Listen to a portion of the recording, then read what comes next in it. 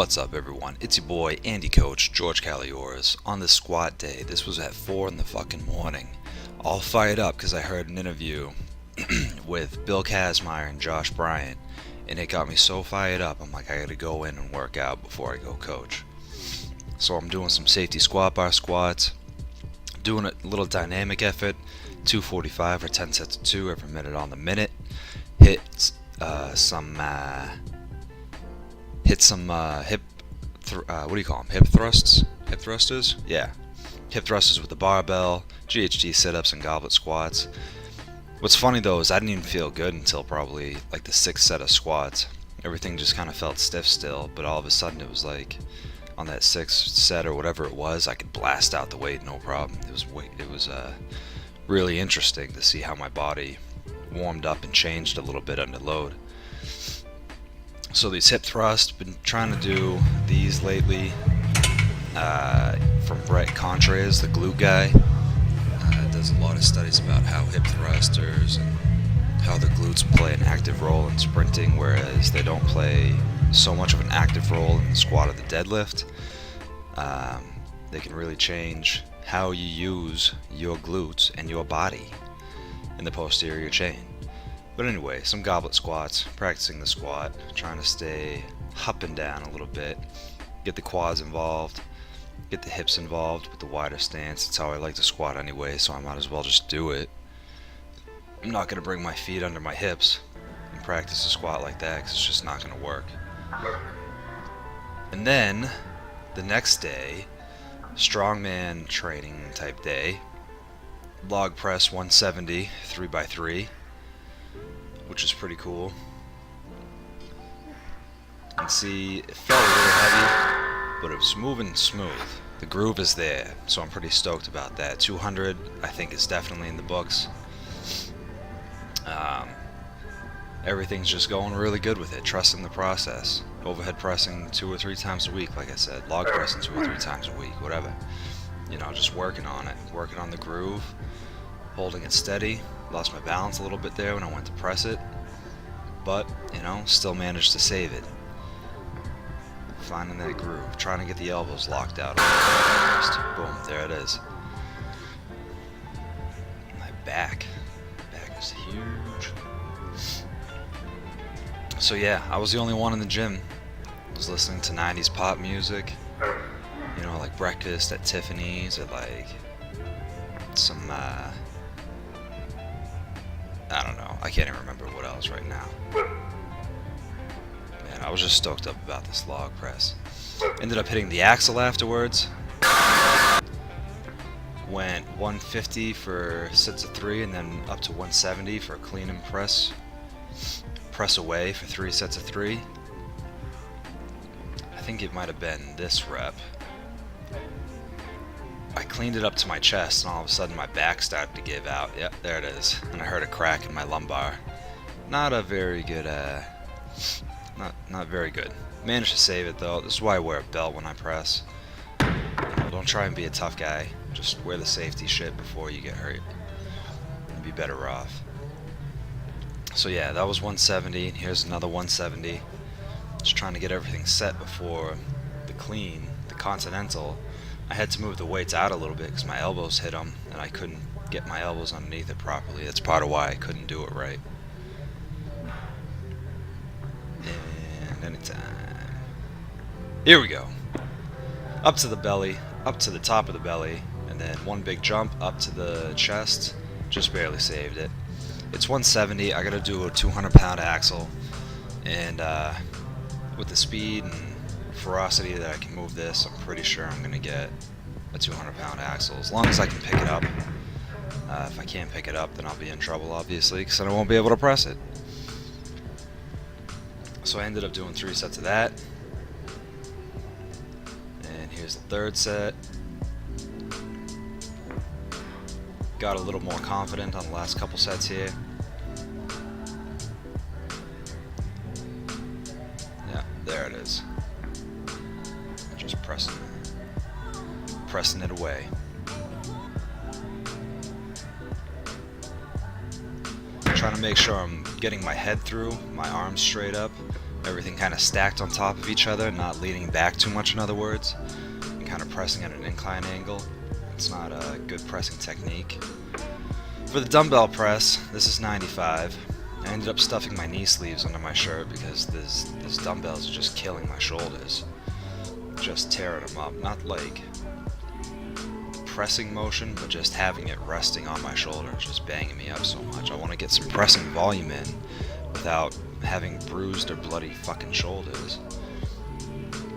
So I stuffed my knee sleeves under my shirt. Makes me look even more huge. So it's kind of funny. Kind of, you know, whatever. I was the only one here again, so I don't really care. Sometimes when you want to do some volume like this, you got to figure out ways to get around it. You can't always just go hammer things out and expect to come out all right on top of it. Even with the squat, you know, wear your knee sleeves if you're going to do some volume. Wear your belt if you're going to do some volume. You know, it doesn't always have to be knee sleeves and belt for every single set, but maybe you put them on when you get to your working sets, or you try a working set without them or something, and then you just kind of figure it out. You put it on for your last set before you feel like you're too fatigued to really do anything correctly. But ended up with the 100-pound dumbbell for the day, 105-pound dumbbell. Hit it for a bunch of sets of 3, I don't even remember. Talked to my boy Sammy Stokes, see if there's anything I can do to make it a little bit more betterist. He said that with the monster bell or with the circus dumbbell, it's going to be a little different. I'm not going to be able to put it straight up and down, which I kind of already knew, but, you know, he's just reassuring me. And, yeah, it's going to be just a little different. So I'm going to have to play with it and figure it out. I figured if I could rest it somehow on my shoulder or on my trap, that as long as I can rest it there, I don't have to hold it up, then I'm going to be able to press it. And I missed this rep right here, waiting too long. Watch. Arm looks huge. Watch, I'm waiting, and I miss it. So, as long as I can hold it on my shoulder without really having to hold it on my shoulder, it'll be okay. Because the weight's there. It'll be not that hard to do 120 pounds. This is like speed work, basically. Trying to stack it up and then press through the body instead of trying to hold on to it and press through the arm.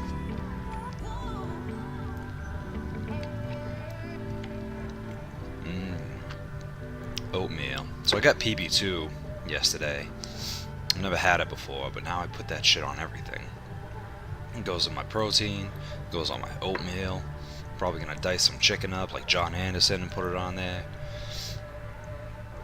There we go. Doing some good, some still pretty decent pressing. And last one, I probably miss it because for some reason I always miss the last rep. No, I made it.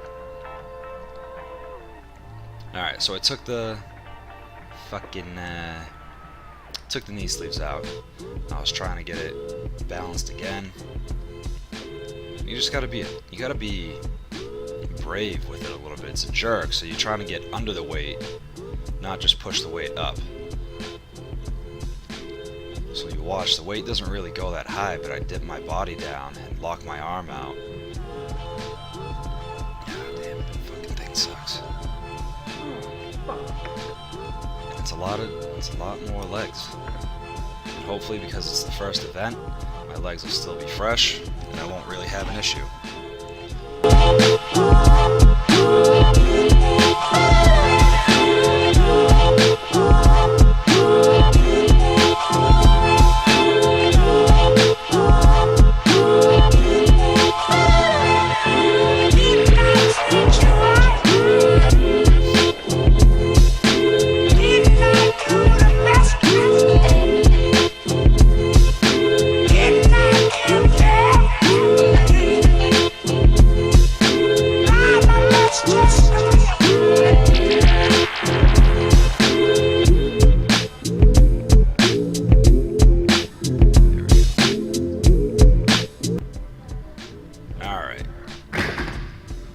So with the farmer deadlift, treat it like more of a squat than really a deadlift.